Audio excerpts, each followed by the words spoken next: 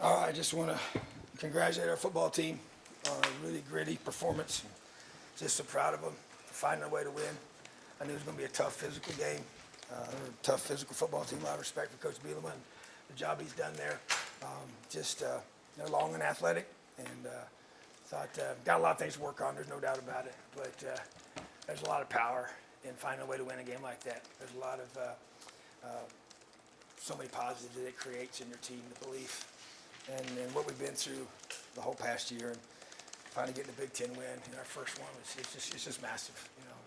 I can't put enough words into how important this game was, and how important it was to find a way to win, to go 80 yards with no timeouts, and Connor Bazelak was awesome. So through for 330, I guess the numbers show. So we're just only going to get better. We're going to get a lot better. So proud of the grit of our defense. That goal line stand was special. Cam Jones, I can't say enough things about that young man. He's the heart and soul of this team. I knew it going into the game, and it showed during the game. He got injured. I still don't even know the severity of it yet, but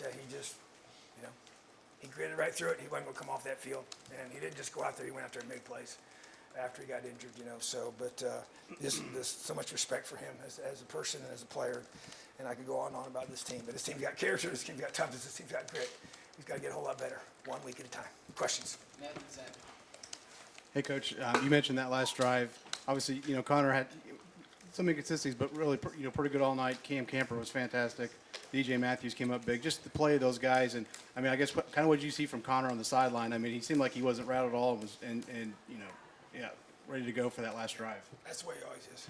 So that was one of the variables that stuck out to me since he's been here, and it's who he is. So he's just extremely poised, and like I said, it showed in that moment when you have to be under complete composure and find those open receivers and be accurate. And I thought he was accurate most of the night. I haven't watched the film obviously, but that one pick should have been a catch. It was a tip ball. So, just thought that he just slid in the pocket a little bit, used his legs a little bit, get some key first downs, extended some plays a little bit, and just did what we needed to do. Bottom line is, last time I checked, we got more points than they do, so that's the most important stat of the game. There we go. Next. I know that generally you've always talked about being, sort of day-to-day, hands-off of the offense, letting coordinators and position coaches, sort of manage things. But in that moment, before that drive, did you step in and say anything to them? Did you want to step in and say anything to them just before that last drive? Or was that something where you still want to step back, you want to let, whether it's a coordinator, a coach, or maybe Connor Bazelak kind of lead that huddle? Yeah, I just told them one thing: go score. I didn't tell them how to go do it. They know what we need to do. I said, guys, we got to go get a touchdown. We got 80 yards to go. We got no timeouts. What we did talk about, though, at the end, based on how many times I was on the headsets with the offensive staff talking about, based on when we scored, the point differential there, about how we would handle whether we go for two or go for an extra point because of the whole threat of getting it blocked and run, just all those dynamics you go through based on how many times. So we talked about that, but no, I don't. I'm not a micromanager as a coach. I never have been. I never will be. And you hire coordinators, you let them coach. And obviously, with myself involved in the defense like I am now, that's really going to be, even more so. But at the same time, I didn't do it even in the past. Obviously I know what they're doing, but especially in those moments, you got to be able to think. You can't have somebody in your ear telling you what to do. And you hire somebody and you trust them. That's what you got to do. So I don't like somebody telling me, hey, run this, do this, do that. And so you have a flow, you have a reason for doing things. And so, no, I was not in their ear about that. I am on the offensive side of the headsets when they're on the field. The majority of the time, yes, and more talking about clock management, things like that, use of timeouts. So but we got a guy in the box that helps. Like, he's telling me when to call timeout and there's different things, and when we got to make certain decisions. So we're pretty systematic about that. But the bottom line is that I hire coordinators to call plays that have that role, and that's what they're assigned to do, and that's what they do, and I'm going to give that authority and that power to do so. Dustin and Jim. Tom, obviously you talked about things that have to be worked on. Imagine offensive line's got to be high up there. I think 32 yards on 26 carries. Connor was only sacked once, but had some pressure. Just what did you? Obviously it's early at this point, but what did you see there? What concerned you there? Yeah, I think they have a really good front, and they play a lot of bear type defense. It's really just stacked to stop the run, and then they play man behind and try to really make it hard to do those kind of things. And so, but obviously we've made them pay for that with their passing game. But yeah, we got to work on that. There's no doubt about it. And we'll get a lot better. We got to get Matt Bedford healthy. find out what his status is. But yeah, not good enough to win games consistently, but you know what? We won this game. So that's what we've tried to do, is win the first one, and then we just keep getting better every week. And then Sammy? Tom, you already used words like massive and huge on this win, and coming off of last year and being in your sixth year to here, and what lies after this. Winning this game, the importance of winning and or losing, of what happens if you lose it, or what you can do now by winning it. Where does this rank? I know you've beaten Michigan State and you had some big wins, but where does this rank as far as importance of wins? Very high, and I knew that. I never said it to our team. You know, we have a phrase here, and our kids know this. I say, hey, this is the most important game of the season. Why? And they'll say, because it's the next one. Okay? But I knew what we've been through. I knew what this game meant. And, yeah, I mean, it's just, it's huge. And it's not, you know, I get it, you know, it's not a top 25 team, but you guys know what we went through last year, you know, and you know where we haven't sang that stinking fight song for a long time after a win, okay? And this team has been through so much, and they've continued to fight and battle and battle and battle and battle, and they did it tonight. So I couldn't be more proud. Yeah, it's a huge win for us. And like I said, people can comment how they want about that. I could freaking care less. Bottom line is, I know this team. I know how much this meant to this football team, and this is a big deal. Yeah, we got to get a whole lot better, and we will. But you know what? I'm proud of them. They fought, and they found a way to win. And that's what we got to find a way to do every single week. Sammy, then Rebby? Coach, Connor Bazelak said you guys came into the game believing that you could win. After going through last year and then falling behind and having the second half you did, was there somebody who stepped up and a player who had a message? I know it looked like Cam Jones spoke to the whole team between the third and fourth quarters. So there's somebody who stepped up and kind of said, hey, we're not losing tonight? Yeah, it was Cam Jones. So at the end of the third quarter, as you know, you saw the sequence. So we come out of halftime, and we got a 6-point lead, and we get the ball. You want to drive down, go score, and really put the control on the game. And the opposite happens. We throw the pick, they end up scoring, and now they're up by a point. And they obviously stayed that way until the last few seconds of the game. So after the end of the third quarter, Cam Jones, so we brought the team up. I spoke to him first and tag teamed to him, and he finished it off. And the whole message was, find a way to finish and win this game. And he believed we were going to find a way, and that's all we talked about. Even when there was not much time left and we were on the goal line, we had to get a goal line stand. Who made the play on the goal line? Cam Jones. You know, and so it just, you know, those are special things. And you know, Big Ten wins are hard. Every win's hard. I mean, I've learned this being here long enough. You get excited about every win. I don't care who you play. They're hard to win. It's tough to win. And it's even tougher to get Big Ten wins because of all the resources everybody puts into this thing, everybody we play against. So just really proud of them. And if I had to single out anybody, it'd be Cam. Rebby, then Tyler? Coach, you mentioned the struggles that you had during the game, but your guys were able to make plays on that last drive. Why? Why were they able to come up with a game-winning drive there in the last 2 minutes? Yeah, you know, I think I think Fish asked me this question.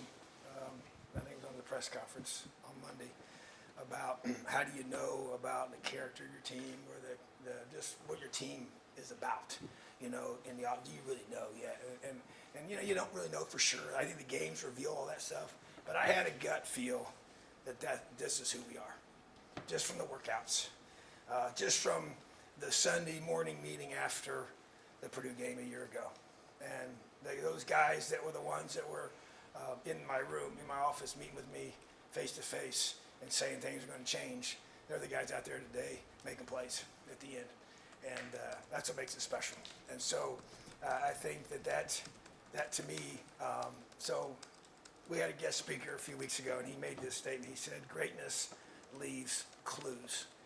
And I wrote that down when he was speaking, and I actually re-said it to our guys and started talking about the clues I think this team has left to me and why I felt like we have a chance to be special as a team. And like I said, I know we got a lot of work to do. But when I mean special, I mean a team that has unbelievable grit and fight to find a way to finish. Because that's what it takes to be great in this life, is to have, you know, perseverance and passion towards a long-term goal. And so, to me, that's what this team displayed to me. And you rely on your leaders for that, you know, and you train them for these moments. And we have an amazing strength staff. And we talk about our conditioning and winning the fourth quarter. We made a huge deal about that and how we're going to play on offense, how we're going to play on defense. We're going to play a whole bunch of guys on defense, which we did. And we didn't do a good enough job stopping the run consistently, but we got 3 takeaways, and we had a huge goal line stop, and we got our offensive football. We kept giving our offense a chance, our team a chance to win. So, and then our offense, just like we did a couple years ago, you know, it might have not been pretty in between, but boy, we found a way to finish the game off. You know, a couple years ago here on this field, and this time we did it with some fans watching in person, which is pretty cool. So, so that to me is a great thing to have those qualities. And like I said, I can talk about it, they got to go experience it, and they just did tonight, which is pretty awesome. All right, 2 more, Tyler, and then Jeff. Coach, you talked about the defense getting back to what they did in 2020, and I guess more specifically with the takeaways. I guess was what the defense did today what you envision and what you want the defense to look like? Partly, you know, the takeaways, we actually dropped one we should have had. And then there was a fumble that I can't believe, I could have got, you know, from the sideline, I thought.